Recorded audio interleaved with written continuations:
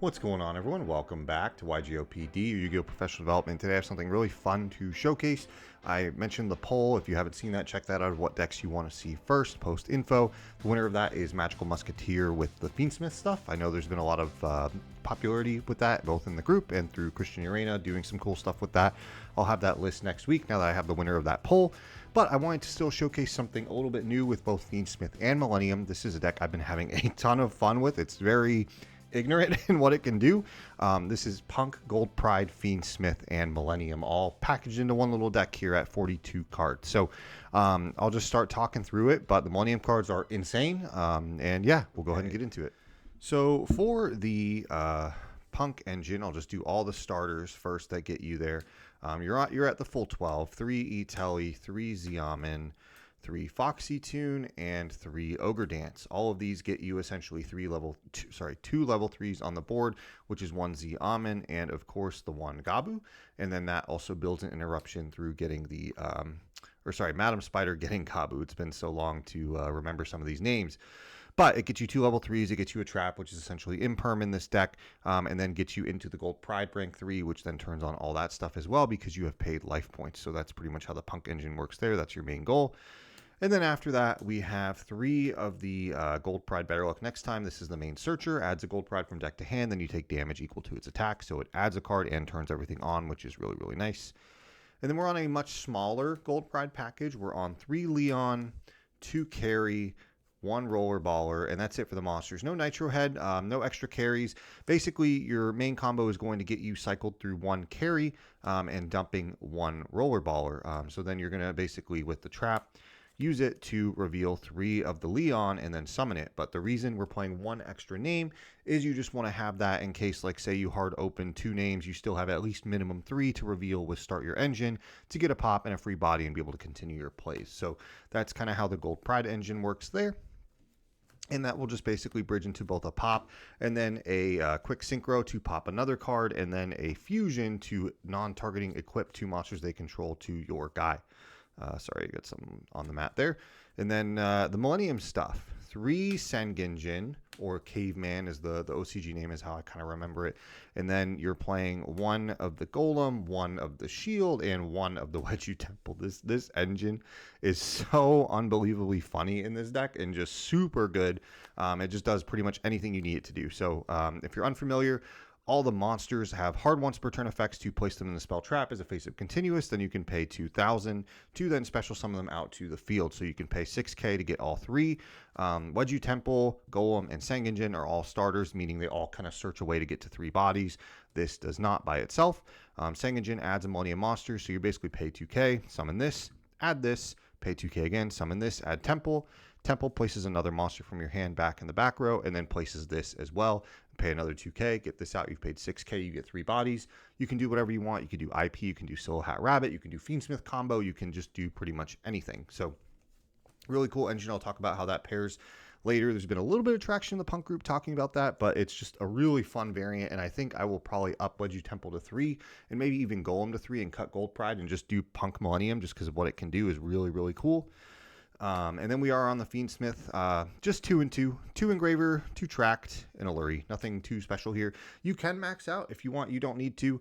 This deck picks up so many bodies that your goal is not really opening the Fiendsmith. Most of the time you're just making Moon and going from there. So really you just need 2 and 2 to ensure, like, if you open 1, you can still just do combo is really the whole point here. And even if you don't want to play an extra Tracked, you could play Sank, the one that gives you like a token or whatever too, and you'd be just fine. So that's it for the Fiendsmith. Of course, the only sad thing, again, about any P.U.N.K variant most of the time is there's very limited room for non-engine. Like I said, we're only at 42 cards, but we're just on 6 of these guys. But you don't really need a ton of non-engine because this deck just plays through so much. It's really good. 3 Droll, 3 Imperm, and then 1, of course, of the Silo Hat Trick. If you're unfamiliar with this card, summons itself as an illusion and then can negate the effects of 2 face-up cards on the field, which is really cool. That effect triggers on summon, which is really unfortunate. It'd be much better if it was all 1 effect. So you do have to do something like they summon Ash, add Poplar, activate Poplar, you chain this, and then they go chain 1 Poplar, and then the chain 2 of this to negate Ash and Poplar is really good. So, yep.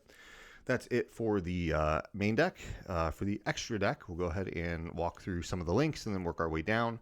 One access code. This can be any big link of your choice. I like this one a lot. There were just a lot of games where you just have enough bodies where you just want to make something big. Could be Underworld Goddess, could be whatever to pair with Moon a little bit better, but it just needs to be something bigger. That's just not a Synchro or an Exceed, so you just want something different. That was access code. One IP, one SP, one Silo Hat, of course, one Moon, and one Sequence for the Fiendsmith stuff. And then moving down the way into link ones is just one Requiem. So that's all the links for the deck. And then for the fusions here, we have one Necro Equip, one Lacrima, and one Rollerballer. All really great cards. And then for the Exceeds, we have one Caesar, one Carry, and one of the M7. Shout out to my boy Johnny. He was letting me borrow it for the event. My friend Alex has mine that he was borrowing for Nationals that we haven't connected to yet. But just know that this is the M7 for the whole Fiendsmith combo. If you want to be able to do it just off of linking two non-Fiend, light Fiend bodies into Moon, you need it to be able to summon M7, detach the... detach Engraver because it's made with Engraver and Necro Equip. So you detach Engraver, add it back, and then pitch Engraver, get tracked, and you do all this stuff again. It just ensures that you have enough Light Fiends in your grave that the Lacrima is live to either make Desire or an extra rank 6 or whatever you need. So just be aware of that.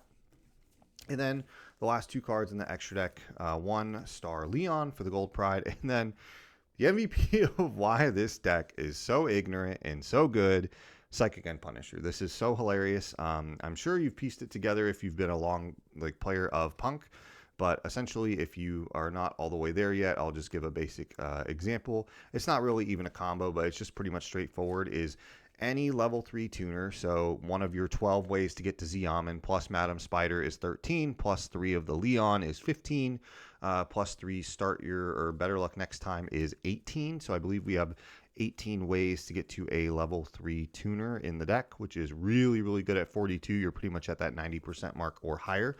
But any one of those, plus then when you do the Millennium engine, so getting this or Wedju Temple or Golem, get you to what you need. You are just summoning, I'll move things in just a little bit. There we go. Move them over the wrong way. Inverted. There we go.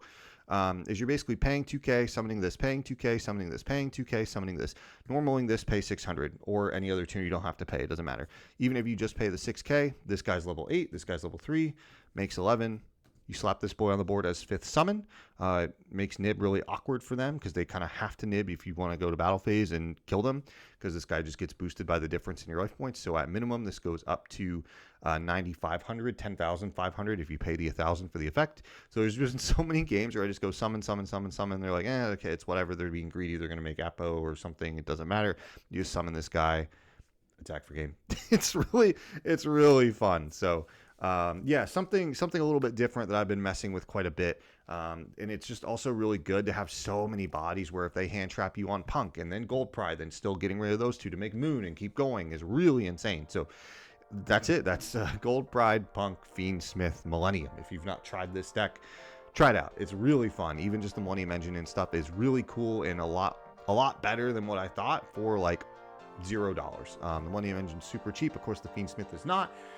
But if you want something different to do, don't play Fiendsmith. Play a bunch more Millennium cards. Just play the P.U.N.K cards, maybe some Gold Pride cards if you want, and just play Punisher Turbo. But yeah, that's the deck. I'll see you guys in the next one with Magical Musketeer Fiendsmith next week. Later.